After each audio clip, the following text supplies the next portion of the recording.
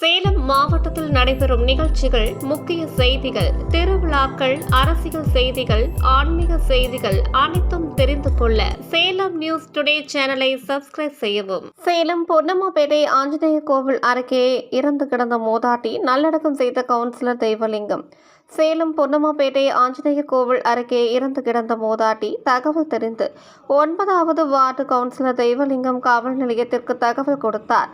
விரைந்து வந்த அம்மாபேட்டை காவல்துறையினர் தீவிர விசாரணைக்கு பிறகு உறவினர்கள் யாரும் இல்லை என தெரிவிக்க மேற்கண்ட மூதாட்டியை ஒளி அறக்கட்டளையோடு இணைந்து தனது இலவச அமரர் ஊர்தி மூலமாக சேலம் டிவிஎஸ் மயானத்திற்கு எடுத்துச் சென்று நல்லடக்கம் செய்தனர். இதற்கு உதவிய 9வது வார்டு சூப்பர்வைசர் கோபி, இலவச அமரர் ஊர்தி ஓட்டுநர் விஜய், நண்பர் ரகுபதி மற்றும் காவல்துறையினருக்கு எனது நன்றி தெரிவித்தார். அவரின் இச்செயல் பொதுமக்கள் மத்தியில் பெரும் வரவேற்பை பெற்றுள்ளது.